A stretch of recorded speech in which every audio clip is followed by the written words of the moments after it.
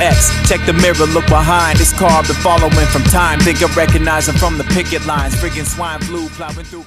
And my name, Asha Ayana Villalba. Remember it. Let me tell you a story now. This happened November 11th, 2006. I was driving down, where was I? Lawrence and Scarborough Golf Club. I just dropped off my cousin's friend. I was at my auntie's house, my godmother's house, for a big dinner. Filled my belly, had the kids with me. My mom was there, and I decided to leave. Dropped my cousin's friend off, and I started to drive down Lawrence. I was pulled over by a police officer by himself.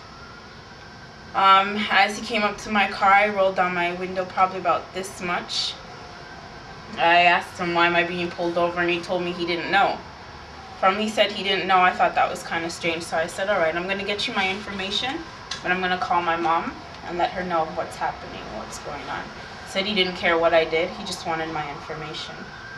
I had my mom on the phone, and I told her I was just pulled over at Scarborough Golf Club in Lawrence. That he said I was speeding and he didn't know how fast I was going. She said, okay, well, let him know that you'll have another cop car come and you'll follow him to the police station. I told him that, and he said, listen, ma'am, I don't want to have to place you under arrest. I want your information now. And I said, Mom, do you hear what this man's telling me? She said, yeah. She goes, where are you? I started telling her where I was. And as I started doing that, he opened up my door. He undid my seatbelt, and I said, Mom, he's opening my door. I said, Mom, he's undoing my seatbelt. And he started to pull me out of the car by my jacket. The way I sit myself in my car, it's like my leg, it catches underneath the steering wheel, so you can't just pull me out. I have to directly move my leg first and then come out. So he couldn't get me out, and that must have made him upset. So he decided to grab onto the back of my head and pull me out. And by that time, another officer, but this was an undercover officer because he was in regular clothes, came up through the passenger side, and he grabbed the phone out of my hand. Then the same officer tried to pull me out the car. He couldn't pull me out, and I said, you're hurting me, you're hurting me. By then I felt Jaden reach for me, and he started crying. Josiah was sleeping in the back seat, so nothing, I don't think, affected him. He finally got me out of the car. 3 officers. By the time I got out the car, there were four cop cars surrounded me. 3 officers held me and pushed me against my car, cuffed me, and I started yelling to them, look what you're doing because of a speeding ticket. I go, this is so wrong. I started yelling at them. They threw me in the back of a cop car, told me to shut up. A black undercover officer came up to me and said, hey, Gyala, why y'all going so? And I said, excuse me, I go, I don't speak the fucking languages. I am a Canadian born and raised. If you want to talk to me, speak in English. He's like, oh, you have an attitude, what's wrong with you? And I said, don't talk to me. I said, out of all people, I would think you came up to me and asked me if I was okay. What happened? Nobody wants to ask me anything but arrest me and handcuff me and pull me over. So my mom finally got there because she was on the phone listening to the whole situation. She got there. I was in the cop car. Jaden and Josiah, they were in my car while I was sitting in the cop car. My aunt came along. My goddaughter was there, and all these people were there just to take the kids. They took me to the station, arrested me, gave me 3 charges: failure to identify myself, assault on an officer, and possession of more than 1 driver's license.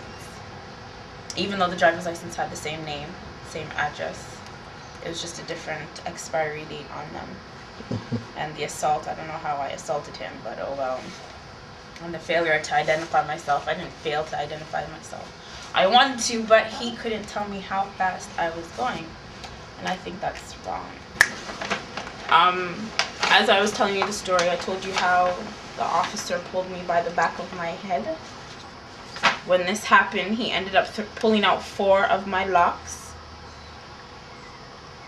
4 of my locks, straight from the root.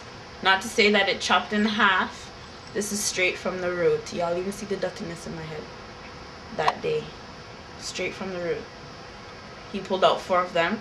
When I told him that he pulled out my hair, he told me that he did not pull it out. I was just imagining things. I seen when my mom got there and they were standing and speaking with the police officer. The officer that pulled me out of the car, he did not come and speak to my mother. 2 undercover officers were talking to my mother about the whole situation, even though they were not there and do not know what happened. Jaden found these. Jaden found all of them, gave them to my mom. And my mom was swinging it around at the time saying, this is all for a speeding ticket. Why they did pull me over, speeding tickets. Can you show me the actual spot where it's pulled from? Yeah. He pulled it from when I was arrested. My hair was, when this happened, my hair was half up, half down.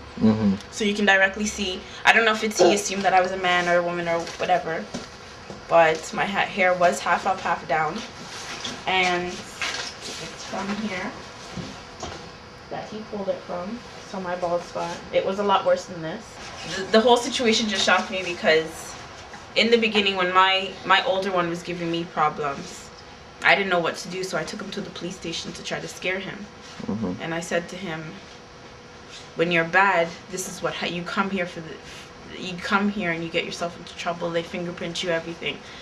And I'm telling him at the same time, if you have any problems and you can't come and talk to me, you go to the police officers because they're there to help you.